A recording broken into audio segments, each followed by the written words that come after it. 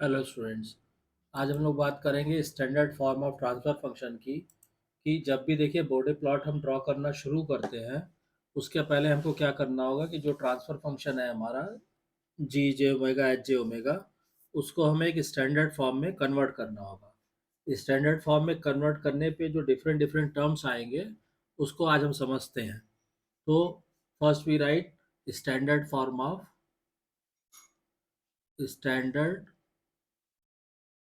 Form of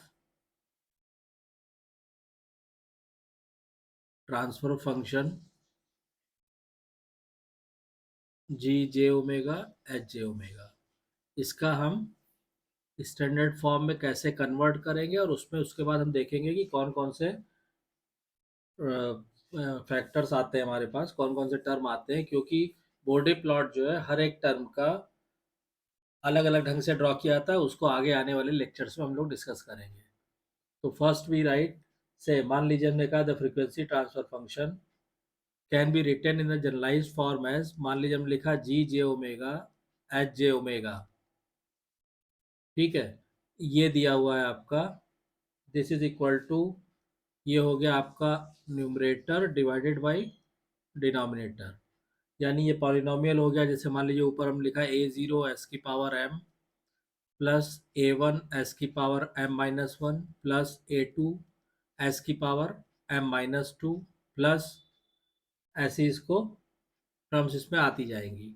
divided by, मान लीजिए denominator है आपका इस फॉर्म में b0 एस की power n plus b1 s की power n-1 plus b2 s की power n-2 and so on. तो इसमें हम क्या करेंगे कि इसको हम this must be factorize to general type. अब इसको हमें फैक्टराइज करना पड़ेगा। दिस एक्सप्रेशन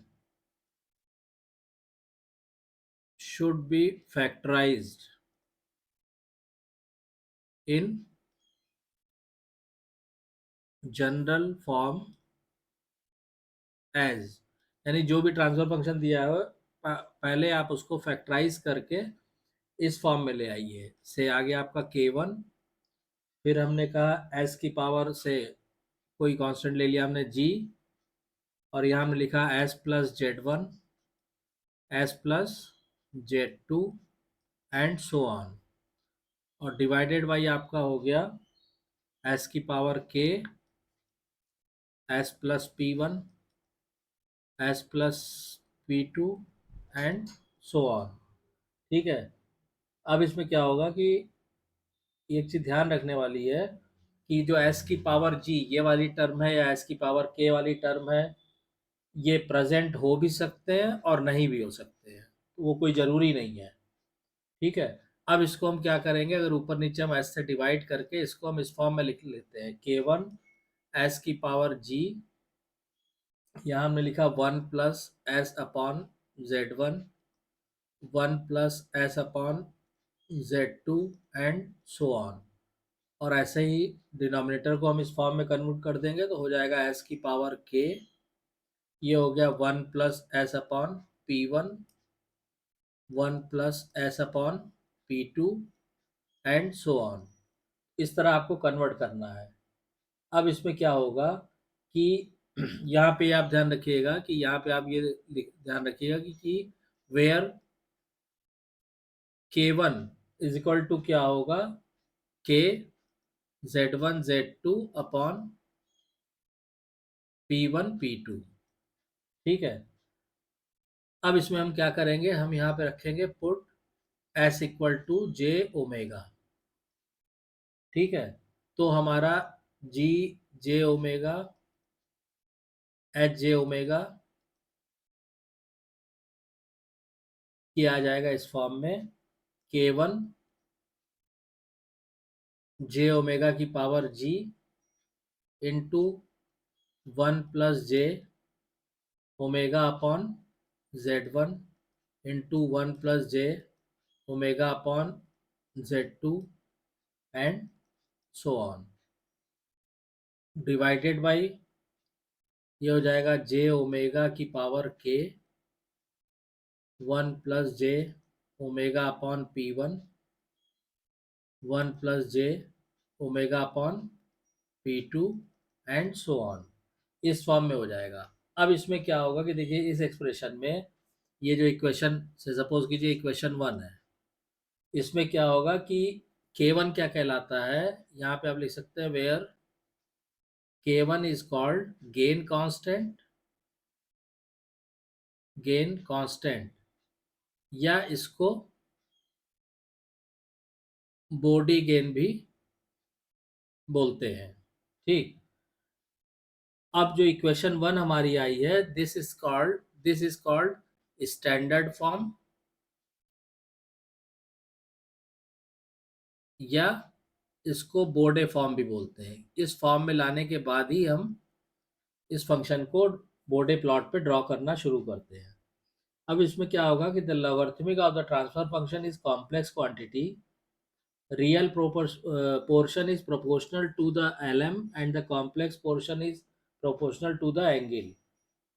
अब ये जो आता है आपका, ये कॉम्प्लेक्स क्वांटिटी होती है, इसका जो रियल पार्ट है वो मैग्नीट्यूड को रिप्रेजेंट करता है, और जो इमेजिनरी पार्ट है, जो कॉम्प्लेक्स पार्ट है, वो प्रोपोर्शनल होता है एंगल के।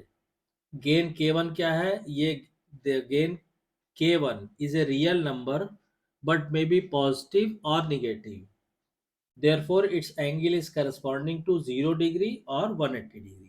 ठीक, अब ये जो इक्वेशन 1 हमने निकाला है, इसमें लिस्ट ऑफ पॉसिबल फैक्टर, मतलब इसमें कौन कौन से इक्वेशन फैक्टर्स हो सकते हैं, तो इसको आप लिख सकते हैं कि list of possible factors in equation 1। यहाँ पे आप इसको समझ लीजिए, list of possible factors of G j omega H j omega in equation 1। जो इक्वेशन 1 अभी हमने आपको डिराइव करके दिखाया है, उसमें किस तरह के कौन कौन से फैक्टर हो सकते हैं उनको जानना जरूरी है, क्योंकि हर फैक्टर का बॉडी प्लॉट अपना होगा, तो इसको हम लोग आगे आने वाले लेक्चर्स में डिस्कस करेंगे। तो देखिए पहला जो हो सकता है वो हो गया आपका कांस्टेंट फैक्टर। पहला जो होता है वो हो गया आपका कांस्टेंट फैक्टर, या इसको हम ये भी लिख सकते हैं कि बॉडी गेन K1 एक तो कांस्टेंट फैक्टर होगा। सेकेंड आप आ जाइए पोल्स एट ओरिजिन, यानी इस तरह की जो टर्म होगी आपकी जे ओमेगा की पावर के, ये क्या दिखाएगा, ये दिखाएगा कितने पोल्स एट ओरिजिन। ठीक है, और ऑफ ऑर्डर के। ठीक, थर्ड आप आ जाइए, न्यूमरेटर में इस तरह की टर्म होगी जे ओमेगा की पावर जी, ये क्या दिखाएगा, ये जीरोस दिखाएगा, zeros at origin of order जी। ठीक, अब नेक्स्ट आप आ जाइए कि अगर इस तरह की टर्म होगी 1/1 plus j omega upon P1, ये सिंगल ऑर्डर की टर्म होगी, तो ये क्या दिखाएगा, finite poles at this point, और फर्स्ट ऑर्डर इंटीग्रल फैक्टर, इसको बोलते हैं फाइनाइट पोल्स। ठीक है, अब इसमें आप ये भी लिख सकते हैं, जो पोल्स एट ओरिजिन है, ये क्या देता है, ये देता है आपका इंटीग्रल फैक्टर, इंटीग्रल फैक्टर। ऐसे ही ये जो जीरोस हैं, ये क्या देते हैं, ये देते हैं डेरिवेटिव फैक्टर, डेरिवेटिव फैक्टर। फिर ये जो फाइनाइट पोल्स हैं, ये क्या देते हैं, ये देते हैं first order integral factor, integral factor. ठीक, उसके बाद नेक्स्ट जो टर्म है वो आपकी आ सकती है इस तरह की 1/1 plus j omega upon Z1। ये क्या है, ये है आपका फाइनाइट जीरोस, तो ये फाइनाइट जीरो जो है ये क्या देंगे, ये आपको देंगे फर्स्ट ऑर्डर और इंटीग्रल की बजाय ये हो जाएगा डेरिवेटिव फैक्टर। ठीक, इसके अलावा आपके पास सेकेंड ऑर्डर पोल भी आ सकता है डिनोमिनेटर में, यानी इस तरह 1/1 प्लस जे 2 zeta omega minus omega square, इस तरह की जो टर्म आएगी वो क्या शो करेगा, वो सेकेंड ऑर्डर पोल शो होंगे। ठीक, और सेकेंड ऑर्डर टर्म आपकी अगर न्यूमरेटर में आ रही है तो ये हो जाएगा, मान लीजिए आपका इस तरह की टर्म आती है 1 + J 2 zeta omega minus omega square. ये क्या शो करेगा, ये शो करेगा सेकेंड ऑर्डर जीरोस। तो कहने का मतलब ये है कि जब भी आप किसी ट्रांसफर फंक्शन को जब स्टैंडर्ड फॉर्म में आप कन्वर्ट करेंगे इक्वेशन 1 की फॉर्म में, तो ये जो 7 तरह के फैक्टर्स आपको बताए हैं, कांस्टेंट फैक्टर, फिर आपका integral factor, derivative factor, first order, second order, इस तरह के टर्म्स आएंगे। अब कमिंग वीडियोस में हम लोग, कमिंग लेक्चर्स में, इनमें से हर एक टर्म को कैसे हम ड्रॉ करते हैं बॉडी प्लॉट में, उसको डिस्कस करेंगे। अब इसमें एक चीज आपको ये ध्यान रखनी है कि any transfer function will contain a few of the above 7 factors. ये जो आपको 7 तरह के फैक्टर बताए हैं, तो किसी भी ट्रांसफर फंक्शन में इनमें से कुछ होंगे या सब होंगे या एक दो होंगे। तो हम क्या करते हैं कि इन सब का अलग अलग हम बोटे प्लॉट करेंगे, and by adding logarithmic plots of such factors the resultant logarithmic plot for any transfer function can B obtained. यानी हर एक फंक्शन का अलग अलग बोर्डे प्लॉट आप ड्रॉ करेंगे, और जब उनको कंबाइन कर देंगे तो आपको इस पूरे ट्रांसफर फंक्शन का बोर्डे प्लॉट मिल जाएगा। ठीक, तो ये इस तरह से बोर्डे प्लॉट ड्रॉ किया जाता है। अभी कमिंग वीडियोस में हम इसको मैथमेटिकली करके देखेंगे। इसमें एक चीज और है कि asymptotic approximations for each factor can be used to obtain simplified logarithmic plots for such factors.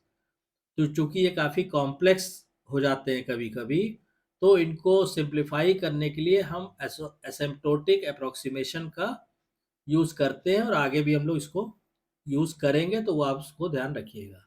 ठीक, तो आई होप कि आपको जो स्टैंडर्ड टर्म्स ट्रांसफर फंक्शन में अवेलेबल होती हैं, तो पहले ट्रांसफर फंक्शन को कैसे हम स्टैंडर्ड फॉर्म में कन्वर्ट करेंगे, फिर उसके कौन कौन से पॉसिबल फैक्टर आएंगे बॉडी प्लॉट ड्रॉ करने में, ये आपको क्लियर हो गया होगा। अगर इसके रिगार्डिंग कोई भी कंफ्यूजन है तो कमेंट लाइन में कमेंट करके पूछिए, और अगर वीडियो कंटेंट पसंद आ रहा है तो प्लीज़ वीडियो को शेयर कीजिए, लाइक कीजिए, चैनल को सब्सक्राइब कीजिए, और नोटिफिकेशन बेल को ज़रूर ऑन कर दीजिए। Thank you.